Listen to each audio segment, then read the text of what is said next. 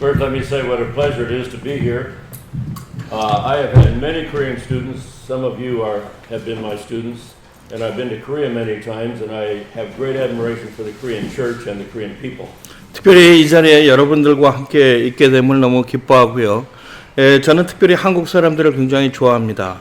한국 학생들, 제자들이 많이 있었고, 또한 한국도 방문했고, 그리고 또한 이 한국에 대한 그런 그 연구와 한국에 대한 관심을 가지고 오랜 기간 동안 제가 지켜봤습니다. And I might add for the Korean missionary movement. 그리고 또한 한국 선교 운동에 굉장히 깊은 관심을 제가 가져왔습니다. We now live in the most creative and productive time in the 2,000 years of history of the Christian missionary movement. 지금 우리가 살고 있는 시대는 2000년 기독교 역사 가운데서 제일 창조적인 그런 시대를 살고 있다고 이야기할 수가 있습니다. 60 years ago, many people thought the missionary movement was over and had failed. 60년 전만 해도 특별히 선교 운동은 끝났고 그리고 실패했다 사람들이 이야기했습니다. But as Dr. McGavran used to say, we were not at the sunset, we were at the sunrise of the missionary movement. 그렇지만 맥게브런 박사님이 이야기했던 것처럼 지금 저희는 해가 지는 그런 시대에 사는 것이 아니라 해가 뜨는 그런 시대에 살고 있다는 것을 볼 수가 있습니다. Now, as we look at the history of mission structures, our real question, the underlying question is, how has the Christian faith been taken from one geographical area or one cultural group to another throughout the 2,000 years of history? 특별히 저희가 선교 단체의 관점에서 특별히 이런 것들을 살펴본다 그러면 제일 큰 질문은 어떻게 기독교 신앙이 한 지역에서 다른 지역으로 이렇게 전파되고 그 복음이 설립이 됐는지 그런 것들을 생각해 봐야 되는 질문을 해야 될 것입니다. So the fundamental question we look at is not just mission structure, but how has the faith been carried from one place to another, one people group to another? 제일 중요한 질문은 그렇기 때문에 특별히 한 지역에서 다른 지역으로 또한 한 민족에서 다른 민족으로 어떻게 신앙이 전파가 됐는지 그런 것들을 살펴보는 질문을 해야 될 필요가 있습니다. So today we will look at the history and function of mission structures in the past. Tomorrow we will look at how our world is changing, and then on Thursday we will attempt to make some suggestions for the present and future. 오늘은 특별히 선교 구조, 오늘까지 선교 단체들이 이어져 오는 그런 그 시기의 역사를 살펴보고 내일은 변화되는 오늘날 현대의 시대를 살펴보고 그리고 또 한 목요일 날에는 저희가 앞으로 그러면 우리가 어떻게 해야 되는지 그런 것들을 살펴보는 시간을 만들어 보겠습니다. And as we do so, we remember that the Christian missionary movement, the goal never changes, but the context in which we carry out the missionary movement is constantly changing, never more so than today. 선교 운동의 목적은 변화되지 않겠죠. 그렇지만 우리가 사역하는 그 현장은 변화가 되고 그 현장의 변화와 함께 우리의 도전이 놓여지는 것입니다. The purpose is always to call men and women to become followers of Jesus, be gathered in the nurturing, worshiping bodies that we call churches, and from those churches, ministries of compassion, evangelism and social transformation should flow. 특별히 우리가 사람들을 예수 그리스도를 영접하도록 초대하며 그들이 공동체로 교회로서 모여지며 그 공동체 가운데서 전도, 긍휼 사역 그리고 이 모든 사회를 변화시키는 그런 사역들을 해나가는 것들을 이야기하고 있습니다. But the ways in which we do that may change in different situations. 그렇지만 그것을 하는 방법은 바로 상황에 따라서 바뀌고 이 변화되는 것을 우리는 살펴볼 수가 있습니다. You all know, of course, that the Antioch church, a Gentile church, after a time of prayer and fasting, sent out Barnabas and Saul to evangelize Gentiles. That was a major new initiative. 특별히 우리가 초대교회를 보면은 아주 이 안디옥 교회를 통해서 크게 레디컬하게 획기적으로 변화되는 것을 바라볼 수가 있는데 그것은 바로 사도 바울과 그리고 이 바나바를 임명해서 그들을 이방인 선교로 파송한다는 것입니다. 아주 굉장히 놀랄 만한 일이죠. We might even say that was the first mission structure. 우리는 그게 첫 번째 선교 구조의 단체라고 얘기할 수가 있습니다. And notice it came from Antioch, not Jerusalem. 예루살렘이 아니라 안디옥 교회에서 시작된 것을 우리는 생각해 봐야 될 필요가 있습니다. In a sense, from a church on the mission field, not the church at home.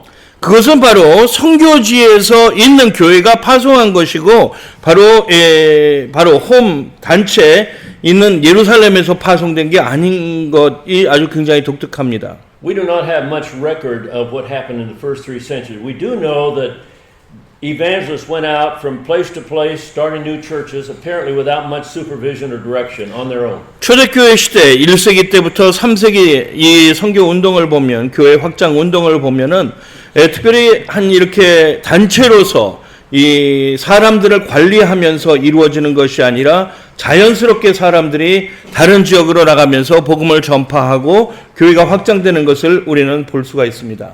Then we do know that in the early Middle Ages, the Celts went out from Ireland across into Scotland, across into Europe, and started little mission structures that from monks and women who went out then and evangelized their neighbors. 중세 시대 때 특별히 켈트족들이 이 영국에서 아일랜드로 그리고 영국 내륙으로 그리고 다른 유럽 지방으로 이렇게 이 모나스틱 특별히 그 수도사적 그런 운동 이 선교 단체들을 만들며 여러 지역에 아주 적은 그런 구조의 선교 구조들을 만들어 갔던 것을 바라볼 수가 있습니다. By 635, an historian, Alopan, had gotten all the way to Sion in China. 635년 특별히 네소리안들은 알로펜 중국까지 이 선교로 도달했던 것을 우리는 또한 살펴볼 수가 있습니다. And in the 10th century, monks from the Eastern Church arrived in Kiev and began to evangelize what would become Russia. 그리고 또한 10세기 때 이 수도사들이 특별히 키예브, 동유럽, 오늘날 이 러시아라고 불리울 수 있는 그 땅에 도달했던 것도 우리는 살펴볼 수가 있습니다. In a sense, we could see those communities as mission structures. 이런 역사의 이런 그 현장 속에서 특별히 공동체들을 통한 이 선교 구조들이 완성되는 것을 볼 수가 있습니다. But they were quite independent of the two centers of the church in Rome and Constantinople. 이런 선교 구조들은 특별히 교회 조직과는 굉장히 독립적으로 움직였습니다. 로마나 아니면 동쪽의 콘스탄티노플의 그런 교회 조직과는 아주 별개의 조직으로 움직였던 것을 볼 수가 있습니다. Then in the 13th and then through the 16th century in the Roman Church we see new groups developing. The Franciscans, the Dominicans, and in the 16th century the Jesuits. They had a missionary consciousness, the first in the Western Church, and went to India and Latin America. 특별히 13세기 그리고 16세기에 이 로마 천주교 내에 있는 선교의 운동들 가운데는 특별히 프란시스칸 그리고 도미니칸 그리고 또한 16세기의 제수이트 이들이 라틴 아메리카와 또한 아시아 쪽으로 이렇게 선교를 확장하는 것을 우리는 또한 볼 수가 있습니다.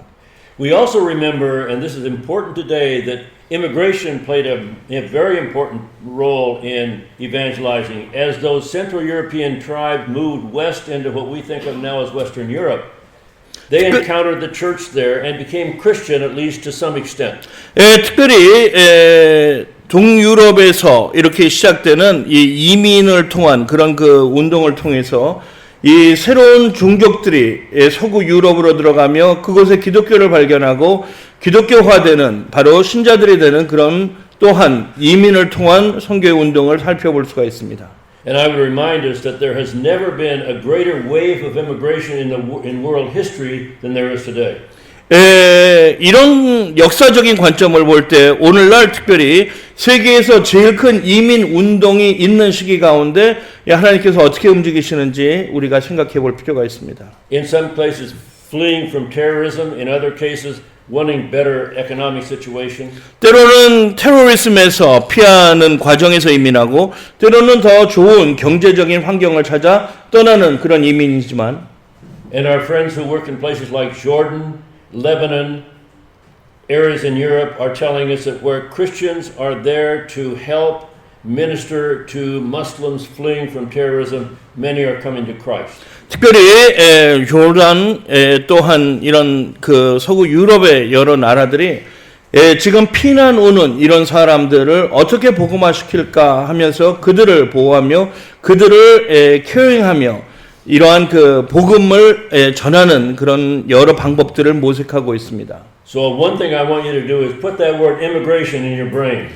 지금 오늘 여러분들이 꼭 기억해야 되는 게 머릿속에 입력하셔야 되는 단어는 이민입니다. and ask what that means for Christian mission today. 예, 이민이 오늘날 기독교 선교에 어떤 역할을 하는지 하는 질문입니다. Then, when the Pentecostal movement began here in Los Angeles in 1906, volunteer missionaries went all over the world. 그리고 1906년도 특별히 오순절 운동이 여기 LA에서 시작됐을 때 평신도 선교사들이 세계 각국으로 떠났습니다.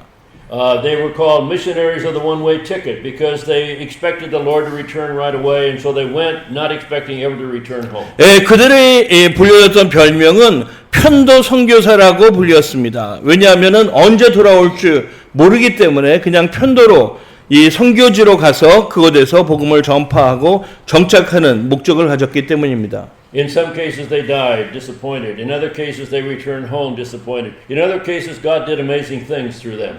때로는 그들이 선교지에서 실패하며 죽고 때로는 돌아오고 그렇지만 또한 하나님께서 그들을 통해서 큰 역사를 이룬 것들은 우리는 바로 살펴볼 수가 있습니다. Two Swedish Baptists who came into the Pentecostal movement, Wingren and Berg, went to Brazil as a result of a prophecy in 1910. 1910년도 두 명의 침례교 신자들이 특별히 예언을 받고 이 브라질에 가서 그곳에서 선교사 역할을 한 것을 볼 수가 있는데요. And as a result, the Assemblies of God in Brazil, maybe 20 million members came out of that volunteer missionary of Wingren and Berg. 빙그린과 번 이 두 명의 평신도 선교사를 통해서 오늘날 브라질 순복음 오순절 교회는 2천만 명의 신자를 기록하고 있습니다.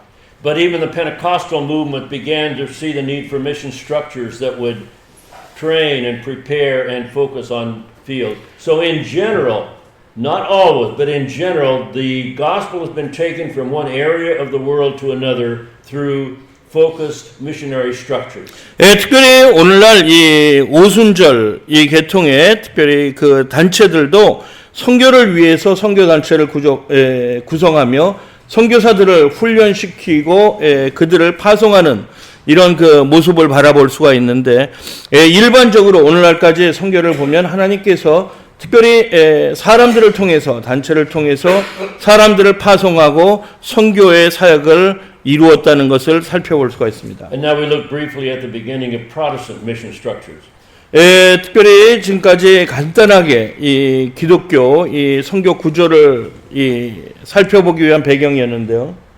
John Eliot, a Puritan, went from Cambridge in England to Massachusetts around 1630, learned the language of the Algonquin Native American people, translated the Bible, and had over 3,000 converts, even preparing Native American pastors way back in the 17th century. 특별히 17세기에 1635년 존 엘리엇이 영국에서 마사추세츠로 와가지고 이 인디안 언어로 성경을 번역하며 그곳에서 이 현지인들을 복음화시킨 것을 우리가 또 한 볼 수가 있습니다. There were others who did the same thing. So we honor these people who had a vision that went beyond their own people group, beyond their own area, to minister to those whom many thought were beyond possibility of conversion. 특별히 회심의 가능성이 없는 이런 지역들에 특별히 복음을 가지고 이 선교사로서 그런 지역으로 들어가서 이 사역하는 그런 선교사들을 우리는 살펴볼 수가 있습니다. Did you know that the first Bible printed in North America was Eliot's Bible in the Algonquin language? There's a copy of it over in San Marino in the Huntington Museum. 여기 헌팅턴 박물관에 이 샌마리노 길에 있는 그 박물관에 가 보시면 미국에 처음으로 미국에서 번역된 알간케 언어로 번역된 그 성경을 여러분들은 발견하실 수가 있습니다. And then we remember Ziegenbalg and Plutschau, the Danish, the German pietists who went to India in 1706 and started evangelizing, studying the language, translating works, the Bible, etc. 1706년도에 특별히 덴마크에 독일 사람들이 특별히 인도로 선교사로 가서 그곳에서 성경을 번역하며 그곳에서 선교 사역을 감당했던 것을 우리는 또한 살펴볼 수가 있습니다. And then the Moravian movement, the whole church was basically a mission structure. The whole church lived and organized itself around mission. 그리고 또한 모라비안 운동을 보면은 그 교회 전체가 이 교단 전체가 어떻게 보면 선교 구조로서 선교사적인 삶을 살아오며 이 사역을 감당했던 것을 우리는 또한 살펴볼 수가 있습니다. But we really see the beginning of Protestant mission structures with William Carey in 1792. 그렇지만 이러한 시작이 있었지만 기독교 선교 운동의 시작이라 그러면 거의 윌리엄 캐리 1792년도에 이 선교사 파송으로서 시작된다고 우리는 얘기합니다. I'm sure you all know the story of William Carey. 윌리엄 캐리의 이야기는 여러분 모두 다 잘 알고 있을 것이라고 믿습니다. Self-taught Baptist cobbler, preacher, mender of shoes, one of the great geniuses in history. 특별히 신발장이로 자기가 혼자 독학하고 그렇지만 또한 이 기독교 선교에 있어서 제일 우리가 기억할 수 있는 아주 독특한 훌륭한 사람입니다. He had come to vital faith in one of the renewal movements in the 18th century. 18세기 시작되며 있었던 그 회복 운동, 부흥 운동의 한 현장의 일부라고 얘기할 수가 있습니다. And think about the scope of his ministry. 그의 사역에 있어서 이 범위를 한번 생각해 보자 하면요.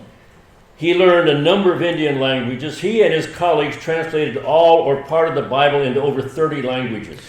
그런 인디안 언어들을 이렇게 배워가면서 그와 그의 동료들은 인도에서 특별히 한 30여 개의 부족 언어로 성경을 번역했습니다.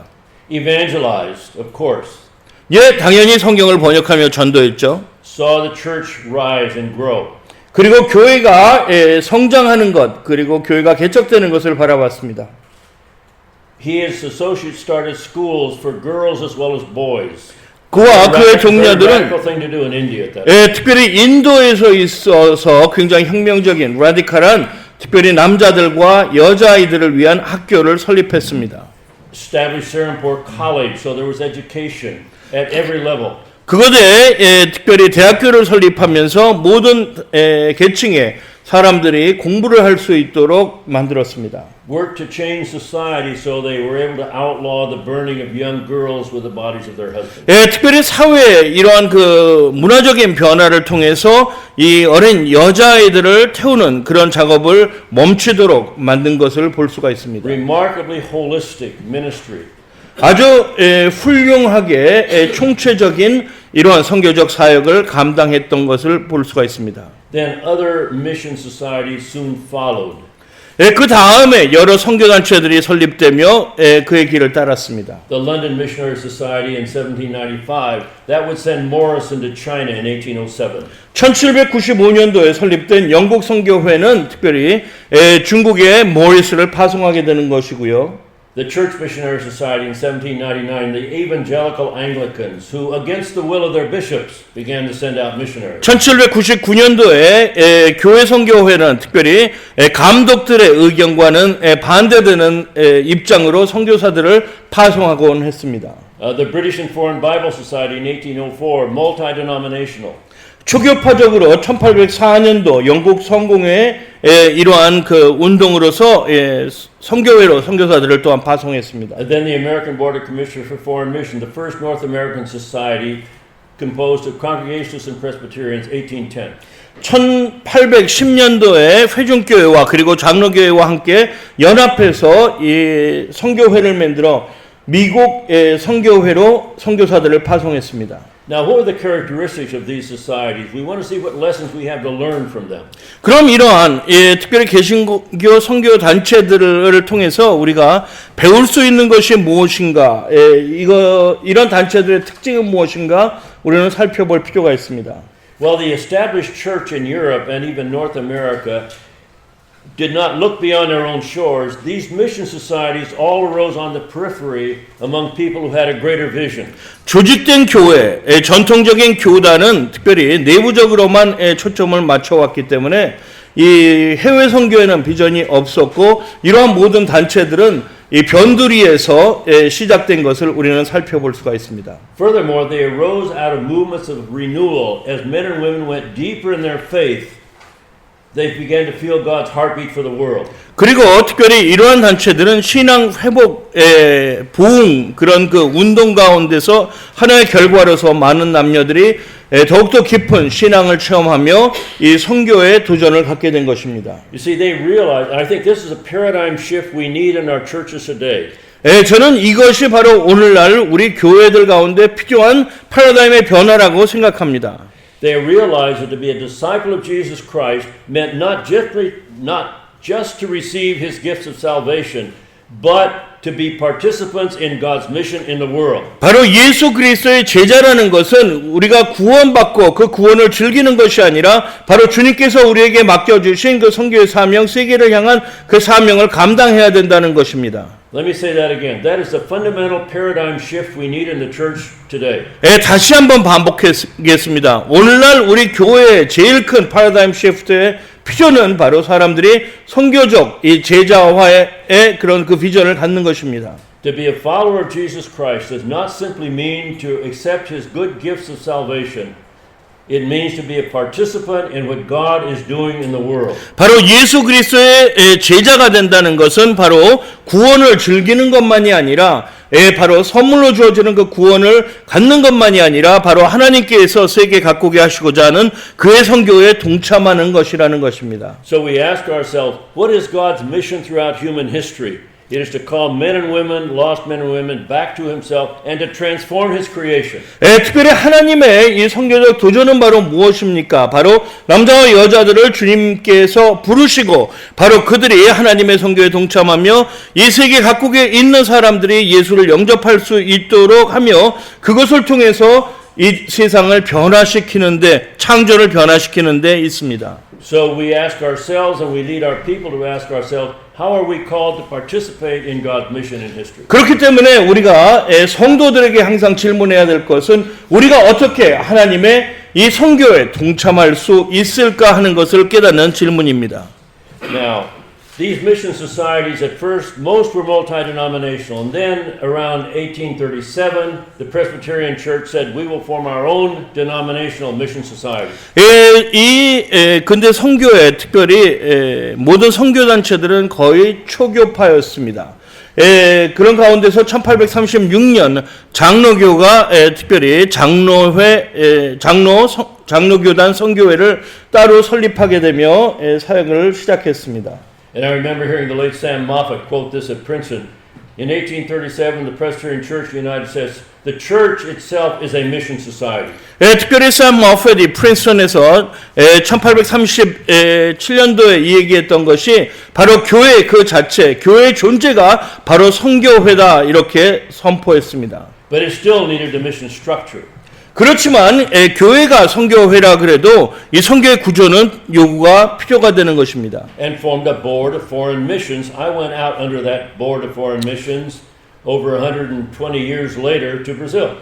그렇기 때문에 특별히 장로 교단에서는 선교회를 설립하고 그 선교회를 통해서 제가 거의 한 120년 후에 브라질로 선교사로 파송을 받았던 것입니다. Up until the middle of the 20th century, at least half of the North American missionaries who went around the world went under denominational societies.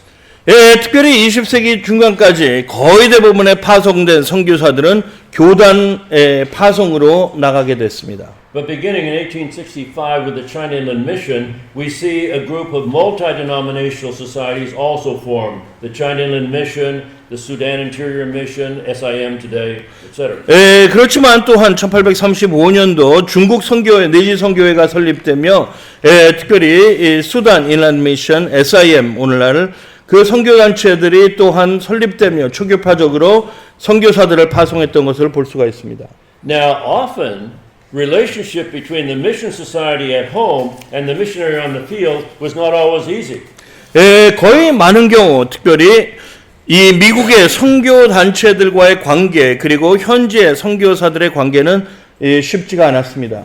At times, the missionary on the field encountered situations that the people back home did not understand. 특별히 많은 경우 선교사들이 현지 선교지에서 겪는 그런 경험들은 이 미국에 있는 그런 사람들이 이해하지 못하는 것이었습니다. Perhaps new forms of worship that didn't look right to the people back home. 특별히 새로운 예배의 모습, 여기 미국에 있는 특별히 선교단체 사람들에게는 올바르지 않게 보여졌던 것입니다. William Carey's own board that he had established, they broke relationship because the board did not approve of some things that Carey needed to do in India. 특별히 이 윌리엄 캐리가 설립한 그 단체도 인도에서 윌리엄 캐리가 사역을 하면서 하던 그런 것들을 받아들이지 않았기 때문에 윌리엄 캐리도 선교단체와 이렇게 갈라지는 그런 경험을 볼 수가 있습니다. Matteo Ricci, the great Jesuit missionary to China who became deeply immersed in Confucian culture, was a Confucian scholar and thus earned the respect of the Chinese leadership. Rome did not understand or approve of everything that Ricci was doing in China. 특별히 마테오 리치 중국으로 간 로마 제수의 선교사도 그곳에서 특별히 중국에서 사역하면서 중국의 컨퓨셔니즘 깊이 들어가고 학자로서 그곳에서 인정받으며 그곳 사람들에게 영향을 주는 것을 로마 천주교에서는 인정하지 않고 관계가 어려워지는 일들을 살펴볼 수가 있습니다. And I remember in our early days in Brazil, our mission board in New York wanted the missionaries to do things that the Brazilian church did not approve of. 특별히 제가 브라질에서 선교사로 있으면서 너무나도 재밌는 그런 기억들은 바로 뉴욕에서 특별히 우리가 해야 된다고 이런 지명이 내려오는 것이 브라질에 있는 현지 장로교에서는 허락을 안 하는 것이었습니다. I worked in Brazil teaching in a theological seminary under the direction of the Brazilian Presbyterian Church, but the Presbyterian Church in New York did not always understand or approve of what we were doing.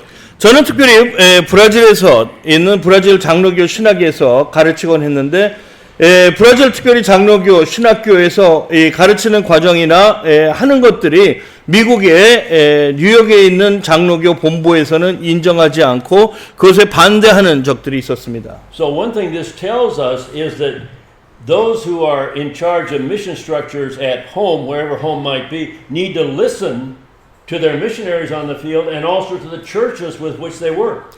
이런 것들은 특별히 본국에 있는 선교단체가 현지에 있는 선교사들을 기울여 들으며 그들이 사역하는 가운데서 현지 교회들의 목소리를 잘 기울여 드려야 된다는 것을 이야기하고 있습니다. Now today, with the decline of the so-called mainline denominations in the United States and Europe, the great majority of new mission structures are multi-denominational. 오늘날 특별히 미국의 교단주의가 무너져가며 이 거의 대부분들의 선교 단체들은 초교파로 파송을 하고 있습니다. Groups like Youth with a Mission, YM, Frontiers, those are two. Pioneers is another one. 이 두 단체들은 어떻게 보면은 이러한 초교파적인 운동의 개척자라고 얘기할 수가 있습니다. Now, what about Korea? How many of the Korean mission structures would be denominational? How many would be multi-denominational? 한국의 경우는 그럼 어땠을까요? 얼마나 많은 단체들이 교단 파송이고 또한 얼마나 많은 단체들이 이 초교파적인 단체들입니까? Dr. Park, any idea? 박 교수님 비율이 어떤지 짐작되세요? 39 denominations and 214 non-denominations. Okay, so the majority of Korean missionaries are now working under multi-denominational boards. Is that correct? 그럼 거의 대부분의 한국 선교사들은 초교파적인 단체에서 섬기겠네요. Because you think about the number of the missionaries. Number-wise, about 56% are interdenominational. Okay. Yeah. 44 and 56. And of course, number-wise. the traditional denominations are much stronger in Korea than they would be in the United States. 특별히 한국 교단이 이 미국의 교단주의보다 더욱더 이 강하다는 것을 우리가 이 염두에 둘 필요가 있겠죠. Okay, so what is our major point right now? That throughout most of history, God has used focused mission structures, whether monastic movements, Protestant mission society, to take the Christian faith from one part of the world to another, still thinking in terms of geography primarily. 특별히 그러면 오늘 20세기에 이제 다 끝나고 21세기를 들어가는 우리들에게 이 특별히 선교적 관계에서 도전이 무엇일까요? 하나님께서는 지금까지 특별히 중세기나 아니면 중세기의 그 수도사들을 통해서 아니면은 기독교 개신교 운동 가운데서의 선교 단체들을 통해서 특별히 선교 운동을 감당해 오셨는데 지금까지 있었던 것들을 생각하며 앞으로의 도전이 어떻게 될까요? And during the 19th and most of the 20th century, that meant going from Europe and North America to Asia, Africa, and Latin America. 여태까지는 지역적으로 사역이 되었습니다. 거의 19세기, 20세기 가운데 거의 대부분이 유럽에 그리고 북미에서 아시아, 아프리카 그리고 남미로 선교사들이 파송받아 왔습니다. Now, very quickly, what did they do? 그들이 한 것이 무엇입니까?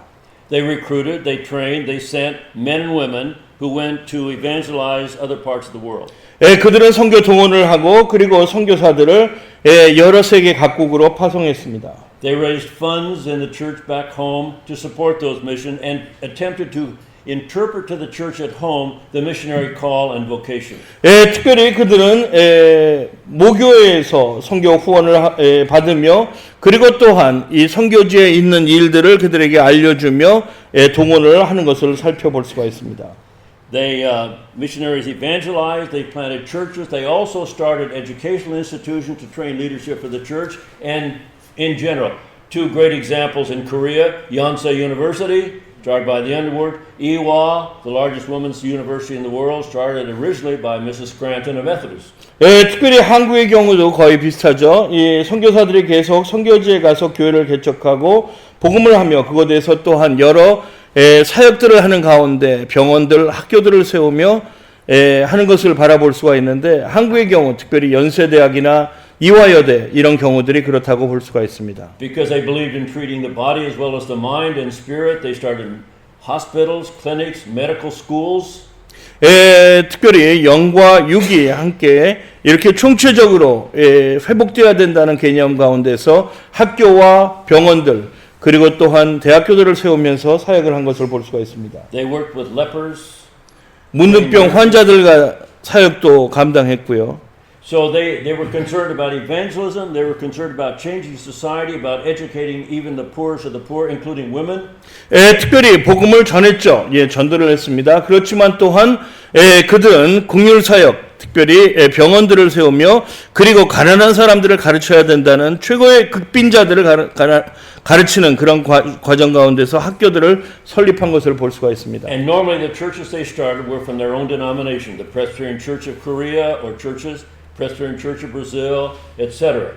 그리고 그곳에 특별히 파송된 선교사들의 교단적인 배경에 교단들이 설립되는 것을 또한 바라볼 수가 있습니다. Even multi-denominational missions like SIM started their own denomination. For example, the Kalihewet Church in Ethiopia, where I have taught, the Evangelical Church of West Africa in Nigeria, which comes out of SIM. So they started their own denomination. 재밌는 것은 초교파 단체들도 선교사들이 현지에 가서 그들의 개인적인 교단을 설립하는 것을 저희가 살펴볼 수가 있습니다. 제가 한번 가르쳤던 SIM의 경우도 그렇고요. 이디오피아에서 케일 히엇 교회를 개척하고 그 교단이 설립되는 것을 살펴볼 수가 있고 나이지리아의 경우도 또한 비슷한 경우를 살펴볼 수가 있습니다. Now, in a few places there were attempts at united churches. In the 1920s in China, they tried to bring all the Protestant churches together. That was not very successful. The Church of South India in the 40s was established somewhat more successfully. 특별히 연합 이런 운동들이 있었던 것을 저희가 또한 살펴볼 수가 있는데 중국의 경우 1920년도에 교회 연합 이 운동이 있었는데 거의 실패가 됐고요. 특별히 40년도에 시작된 인도의 연합 운동은 그래도 성공적이었던 것을 볼 수가 있습니다. But in general, the churches they established had their own denominational structures. In some cases, they cooperated with each other in Bible translation. In other cases, they did not cooperate very much. 특별히 현지에 선교지에서 세워졌던 교회들은 서로 협력하는 것을 저희가 살펴볼 수가 있지만 특별히 그런 협력이 잘 되진 않았던 것을 볼 수가 있습니다. 특별히 성경 번역이나 이런 쪽으로 많이 협력해서 움직였던 것을 볼 수가 있습니다. What kind of people did they send? 그러면 이 그때 파송된 사람들은 어떠한 사람들이었을까요? At the beginning, they were ordained men who, with their wives, the men evangelized. Often the wives began to work with women and children. 특별히 처음에 파송된 사람들은 안수받은 목사들이었습니다. 목사들은 전도하고 그리고 사모들은 어린아이들과 그리고 교회의 여자들을 돌봤습니다. They soon saw the need for medical people. For example, the Queen of Korea asked for a woman physician, and she came and married Dr. Underwood, and they ministered. So medical work was quickly seen as a need. 그리고 그 다음에 바로 살펴볼 수 있는 것은 바로 의료 사역이었습니다. 한국의 경우도 특별히 의료의 필요가 요구되며 의료 선교사를 요구했고 의료 선교사가 한국에 와서 결혼하며 특별히 활발하게 움직여진 것을 볼 수가 있습니다. They soon saw the need for single women. 그리고 또한 미혼 여인들의 이러한 선교사의 필요를 또한 바라볼 수가 있게 됐는데요. At first they weren't sure if a woman could function without the supervision of a man, but they found many heroic, very capable women who did marvelous things. 처음에는 특별히 남자의 이런 지도 없이 여자가 선교 사역을 감당할 수 있을까 하는 질문이 있었지만 많은 여인들이 아름다운 사역을 감당한 것을 우리는 볼 수가 있습니다. So soon we had ordained men with their wives. We had medical personnel, we had educational people starting schools. 그렇기 때문에 이러한 그 선교사들의 이 구조를 보면은 되게 안수받은 사람들이 있고 그들과 함께하는 의료 조직이 있고 그리고 또한 사람들을 가르칠 수 있는 teaching staff가 같이 있었던 것을 볼 수가 있습니다. Very soon a major issue arose. Who would be in leadership in the new churches that were established? 그리고 그 다음에 바로 이 나타나게 되는 그런 질문들은 바로 새로 개척되는 이런 교회 지도자가 누가 될 것인가 하는 그런 질문들이었습니다. The missionary or the national leaders? 특별히 선교사가 그 교회를 지도해야 될지 아니면 현지 리더들이 지도해야 될지 하는 과제였습니다. In many cases, the missionaries stayed in control too long. They controlled the finances, and so the national leadership was really under the leadership of the missionary. 특별히 많은 경우 이 선교사들이 너무 오랫동안 리더십을 소유했기 때문에 재정적인 것을 관리하며 현지 리더자들이 개발되며 성숙할 그런 시간을 주질 않았습니다. That was not so true in Korea. 한국의 경우는 그렇진 않았던 것을 볼 수가 있습니다. I think the Presbyterian did it right in Korea. 특히 저희 장로교 선교가 특별히 한국에서는 일을 좀 제대로 한 것 같아요. Because as all of you know, in 1907, 22 years after Underwood arrived, the first 7 Korean pastors were ordained and one became a missionary to Jeju Island. 특별히 22년 선교사들이 들어간 22년 후에 특별히 7명의 한국 목사들이 안수받고 그들 중 7명 중 1명이 제주 섬으로 이 선교사로 파송받아 나간 것도 볼 수가 있습니다. And partly because of the Korean revival and other factors, the leadership of the church in Korea soon passed to the hands of the Koreans, while the missionaries remained and stayed and worked. 한국 교회 성장에 여러 가지 요소가 있겠지만 그 중에 제일 크게 바라볼 수 있는 게 한국에 있었던 부흥운동과 그리고 또한 그 다음은 리더십이 한국 지도자들에게 바로 넘겨졌다는 것입니다. See, there's a model for mission structures today to remember. 특별히 오늘 선교 단체로서 우리가 기억해야 될 하나의 모델이 아닌가 생각해 볼 수가 있습니다. Finally, we ask, what kind of world did they go to? 그럼 마지막 질문은 특별히 어떤 세계로 그들은 파송돼 나갔습니까? It was a world of colonialism. 하나는 식민지 개척주의 그런 그 시대였습니다. Whereas the European powers, in the case of the Philippines, the United States, controlled the countries to which the missionaries went. 특별히 이러한 그 미국의 식민지, 특별히 필리핀 같은 경우도 살펴볼 수 있는 것은 미국에서 어디로 선교사들이 가야 되는지 결정했습니다. So often the missionary was seen as the religious side of colonialism. 그렇기 때문에 선교사들은 특별히 정복주의의 이 하나의 다른 부분으로 생각되어 왔습니다. 종교적인 면. That might bring some distortions of the gospel. 그런 개념은 특별히 복음이 올바로 들어가는데 문제를 일으킵니다. We have to be aware of. See? 우리는 그런 문제들이 무엇인가 생각할 필요가 있습니다. And the world they went to was basically a non-Christian world. 그들이 갔던 세계는 비기독교적인 국가들이었습니다. 세계였어요. Asia, Africa, and Latin America. Remembering 아시아와 아프리카 그리고 남미였습니다. Protestant, although Latin America was seen as Roman Catholic, much of the Catholic faith practice there was a kind of folk Catholicism with very little Christocentric emphasis. 특별히 남미 하면은 중남미 하면은 천주교가 들어갔기 때문에 선교지로 생각을 안 하게 되지만 그것은 바로 올바른 이 기독교 신앙이 아닌 현지화된 민속화된 그런 천주교였기 때문에 선교지로 바라볼 필요가 있습니다. That was justified to a significant extent. 특별히 그러한 것들을 우리가 생각해 볼 필요가 있는데요. I have been to many poor homes or huts in the interior of Brazil where in the corner there would be a table with images of a few favorite saints. The Virgin Mary always in the middle. 특별히 그 브라질에 제가 선교사로 있을 때 이렇게 집들을 방문하면 한 모퉁이에 이 단을 쌓아가지고 거기에 여러 우상들이 있고 그들의 제일 가운데는 성모 마리아상이 있습니다. She was the primary functional deity for folk Catholicism. 특별히 이 민속주의적 천주교에는 바로 성모 마리아가 제일 중요한 신적인 부분을 차지합니다.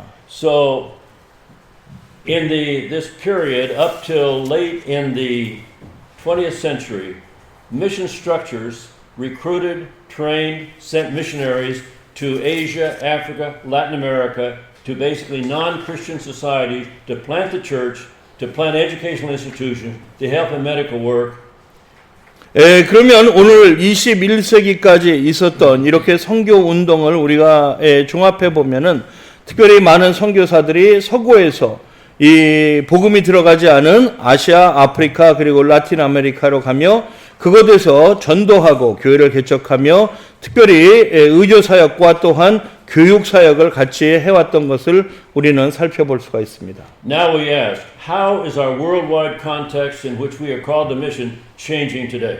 그러면은 이제 우리의 도전은 오늘 21세기에 특별히 우리가 사역을 감당해야 할 이런 선교지 그런 개념 가운데서 세계가 어떻게 변화됐고 어떻게 변화가 돼가는지 바라볼 필요가 있다는 점입니다. Remember, I started out by saying the Christian mission does not change, but the context in which we are called to carry out the Christian mission is constantly changing, never more so than today. 제가 오늘 주제를 시작하며 특별히 복음은 변하지 않지만 복음이 전달되는 그런 컨텍스트는 변화되고 그런 컨텍스트에 우리가 적응해야 될 필요가 있다고 얘기했습니다. So tomorrow we want to look at how our world is changing, how the context of Christian mission is changing today, and then it will be up to all of us to begin to ask, how should we carry out the Christian mission today? How is the Holy Spirit leading us today? 오늘날까지는 오늘 역사적인 관점을 살폈고요. 내일은 특별히 변화되는 이 시대, 특별히 오늘날 복음이 들어가야 될 세계가 어떻게 변화되고 있는지 살펴보면서 그러한 가운데서 우리가 우리의 과제, 우리의 이 선교 과제가 어떻게 변화가 돼야 되는지, 어떻게 적응이 돼야 되는지 하는 그런 질문들을 저희가 함께 나누고자 합니다. Now, Dr. Park tells me we are to have a few minutes of question and answer. 그럼 Q&A 시간을 잠깐 갖겠는데요. Are there questions? 질문들 혹시 있으신가요? Just for Yeah. clarification, I missed some part of your lecture, and then in 1837, who did say that the church is a mission? The Presbyterian Church USA in the United States said in 1837 the Presbyterian Church is a mission society. 1937년도에 특별히 장로교 교단이 특별히 미국 장로교는 바로 선교 단체, 선교회라고 이렇게 고백했습니다. That was very good because it recognized its obligation to take the gospel to the world. 그것이 굉장히 좋았던 것은 교회로서 그 교회의 세상을 향한 그런 사명을 기억할 수 있는 그런 것이었기 때문입니다. Up until that time, it cooperated in the American Border Commission for Foreign Missions, which was a multi-denominational society, and that was good. 특별히 장로교회가 그때 또한 이 미국의 초교파 선교회와 같이 협력했습니다. But 좋은 것이죠. remember, the churches in Europe would not ordain the first missionaries who went to Asia. 특별히 우리가 기억해야 될 것은 유럽 교회는 처음에 아시아로 나갔던 선교사들을 안수하지 않았습니다. The Christendom model of the church was not a missionary model. 특별히 중세 시대의 기독교 제국의 이런 모델은 선교적 모델이 아니죠. So that the Presbyterian Church USA in 1837 took a very important step. 그렇기 때문에 1837년도 미주 장로교회가 이것을 선언한 것은 굉장히 중요한 발언입니다. It recognized the church itself, not just groups within the church, but the church itself was called to world mission. 이것은 특별히 교회 일부 조직이 선교적 사명을 받은 것이 아니라 교회가 선교적 사명을 가지고 있다는 것을 인정하며 고백한 것입니다. But it still needed a mission structure. 그렇지만 그럼에도 불구하고 선교 조직은 필요한 것입니다. Other question? 저는 OM 선교의 대표인데요. He is president of OM, Korea. 오퍼레이션 모빌라이제이션. Operation Mobilization. He is the president of the I'm sorry, I'm association. not interested. He is the leader of OM. OM, Korea? Yeah. 그런데 OM에서는 이사의 기능을 매우 중요시하는데 They consider very much the role of the board. 윌리엄 펜이나 또 UK 보드가 서로 인도에서 그 컨프릭이 있을 때 And 또 you talked about the conflict. 피어슨 박사님이 William Perry and the board. 뉴질랜드 And you talked about 그 갈등이 있었을 the 때 conflict in the U.S. board and when you were in the mission field. Yeah. The question is how to resolve the conflict in between missionary and the board. Excellent question, and I am a great admirer of OM. 저는 OM을 굉장히 존중하며 OM을 좋아합니다. It's another example of the newer multi-denominational mission agency. 특별히 초교파적인 그러한 선교회의 하나의 굉장히 귀한 모델인데요. Well, the conflict can only be solved by face-to-face conversations. 그 갈등은 항상 얼굴과 얼굴을 맞대면서 해결됩니다. Asking what are the real issues here? 얼굴과 얼굴을 맞대어 보면서 거기에 현실적인 문제들이 무엇인지. And where missionaries are doing things differently, we need to ask the theological questions. 그리고 선교사들이 다른 것들을 할 때 우리는 신학적인 질문을 해야 될 필요가 있고요. Not the issues of form. 거기에 방법론, 이런 모습을 질문해서는 안 돼요. Are they doing things the way we think they ought to do them? That's not the right question. 그들이 하는 것이 우리가 해야 되는 방법으로 안 한다는 것에 질문하는 것이 아닙니다. 그것은 올바른 질문이 아니에요. The question to ask is, are they leading people to become disciples of Jesus? 제일 중요한 물어보는 질문은 바로 그들이 하는 그 사역을 통해서 사람들이 예수 그리스도를 만나고 영접하게 되는가 하는 질문입니다. And they may use methodologies that look strange to us back home, wherever. 왜냐하면 우리가 이러한 그 볼드에 있을 적에 그들이 사용하는 방법들은 우리에게 굉장히 새로울 수가 있어요. 이상할 수가 있습니다. Of course, one very large example today are the insider movements in Islam. You have 특별히 오늘날 이런 그 문제와 같이 비교한다 그러면 이슬람에 있는 인사이더 무브먼트 그 운동과 같이 비교할 수가 있습니다. And my colleague Dr. Dudley Woodbury has studied many of these insider movements, has talked to the people within them. 저의 동료 우드버리 박사는 특별히 인사이더 무브먼트 많은 지도자들을 만나며 그리고 그것을 깊이 연구해 왔습니다. In case you do not, this is not familiar, insider movements refer to Muslims who do not want to leave their community, may go to the mosque and pray in the name of Isa the Messiah instead of Muhammad the Prophet. 특별히 그 인사이더 무브먼트는 여러분들이 이렇게 잘 아시지 못한다면은 그것은 바로 예수 그리스도를 영접하는 머슬렘이 교회가 아닌 특별히 머스크에 계속 다니면서 그곳에서 이 알라를 섬기는 것이 아니라 이사 바로 예수를 계속 섬겨오는 것을 얘기하고 있습니다. After all, Allah was the name that Arab-speaking Christians used for God before Islam. 특별히 알라는 바로 이 크리스천 그 아랍 사람들이 이 하나님을 이야기하기 위해서 바로 쓴 단어입니다. To the churches in that same area, they may look heretical. 그 지역에 있는 교회들에게 이 인사이더 무브먼트 같은 거는 완전 이단 같을 거예요. But research has shown that eventually they tend to form specific discrete churches. 그렇지만 연구의 결과를 보면은 이런 인사이더 무브먼트를 통해서 그 안에 새로운 교회들이 설립되는 것을 바라볼 수 있다고 이야기하고 있습니다. And Dr. J. Travis here at Fuller has just edited a very large book about insider movements. 특별히 여기 풀러의 트래비스 박사가 또한 인사이더 무브먼트에 대한 큰 책을 출판했습니다.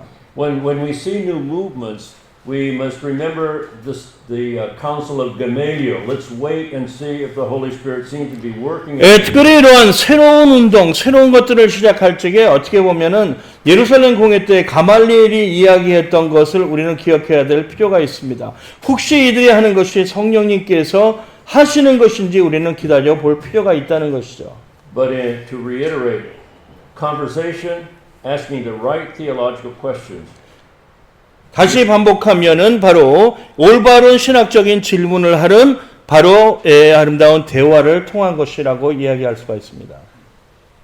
I think we are in a period of history when we will see new forms of the church, perhaps more than any time since the 3rd century.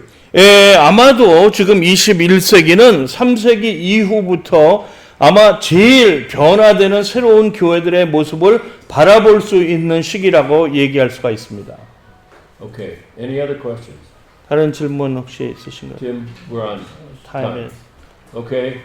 Let me pray and then 같이 기도하고 그러면 See you. 오늘 첫 강의를 마무리하고 내일 뵙겠습니다. Lord God, we thank you that 주님 감사합니다. that you have called us to know Jesus and to follow him 특별히 우리가 주님을 알고 주님을 따를 수 있도록 허락하신 것 감사드립니다. and to follow him into the world. 세상을 향해서 저희가 나갈 수 있도록 따라갈 수 있도록 허락해 주신 것 감사드립니다. We pray that you will continue to guide this group of men today and women as they seek to discover what it means to be in mission today. 오늘날 선교에 있어서 우리가 선교한다는 것이 무엇인지 특별히 저희가 계속해서 발견하고 깨달을 수 있도록 허락하여 주시옵소서. So thank you for the confidence we have that the Holy Spirit is leading the church today worldwide. 특별히 오늘날 세계 교회를 성령님께서 이끄시고 있다는 것을 저희가 신뢰할 수 있도록 허락하여 주신 감사드립니다. And we thank you in the name of Jesus. Amen. 예수님의 이름으로 감사하며 기도드립니다. 아멘.